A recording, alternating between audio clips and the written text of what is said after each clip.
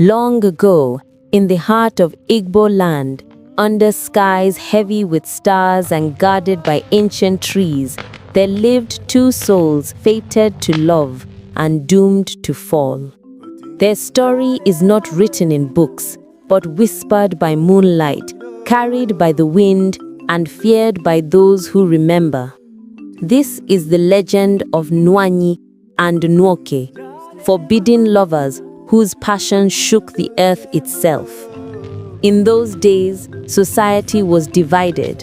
The Diala, the freeborn, walked with pride, while the Osu, consecrated to the gods, lived apart, untouchable, unseen, unclean.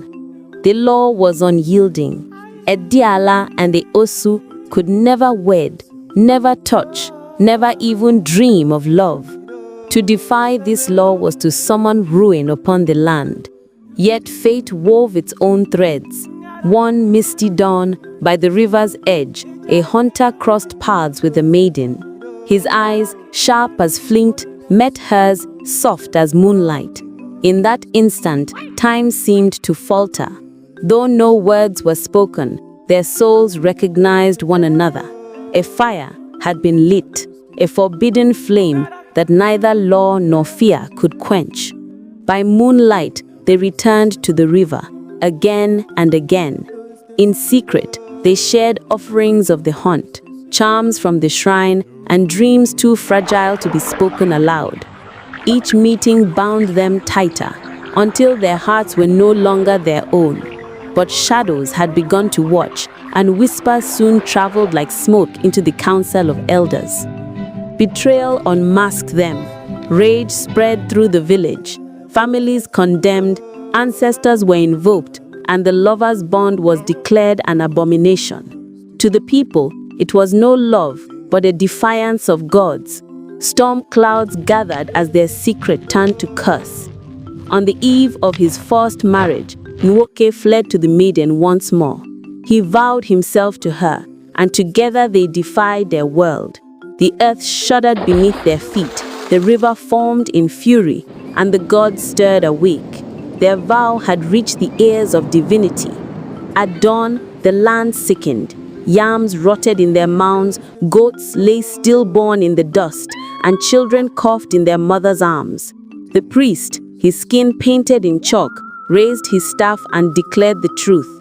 The goddess of the earth had been defied, and until the Osu maiden was returned, the land itself would wither.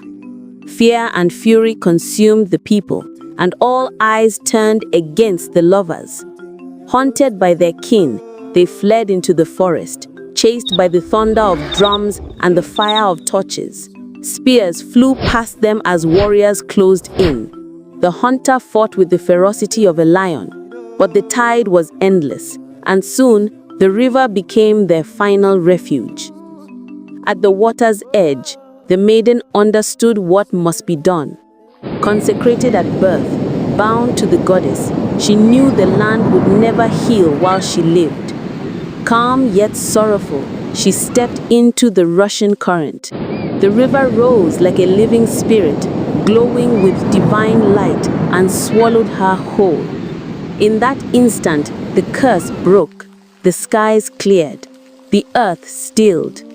But the hunter's heart was shattered beyond repair.